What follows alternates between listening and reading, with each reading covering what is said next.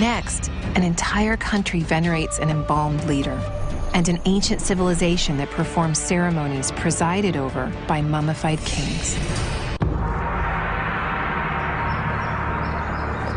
In Vietnam, ancestor worship is a private affair meant to connect the living with dead loved ones. But there's another form of ancestor worship that takes on massive public proportions. A relic connected to an honored leader who's almost a family member to an entire country. Ho Chi Minh is perhaps the most revered leader in the history of Vietnam, acting as president from 1946 until his death in 1969. In his will, Ho Chi Minh asked to be cremated, but his followers embalmed his body instead and put it on display in this mausoleum. Over 1,000 Vietnamese visit Ho Chi Minh's remains every day. A few miles away is a museum dedicated to his life and accomplishments. And it's here that I hope to learn more. An Wet is a tour guide at the Ho Chi Minh Museum.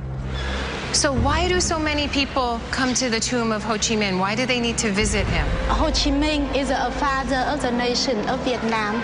He is a man who made independence for Vietnam and who bring happiness for people in Vietnam. Now, why did they preserve his body? Why did they keep it so that people could go and see it? People want to see Ho Chi Minh, want to see the legend. So Ho Chi Minh is considered like a very important family member, like a grandfather or a father? Yes. In Vietnamese family, Ho Chi Minh is a very popular relative. People, and especially children, very close to him.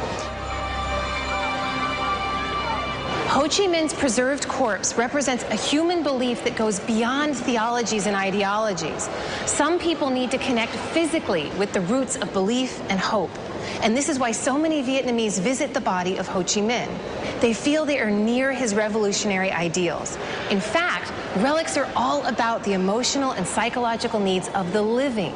They usually have very little to do with the wishes of the people whose bodies are being used. The idea of using the bodies of dead leaders to guide the living isn't a new one. In fact, an ancient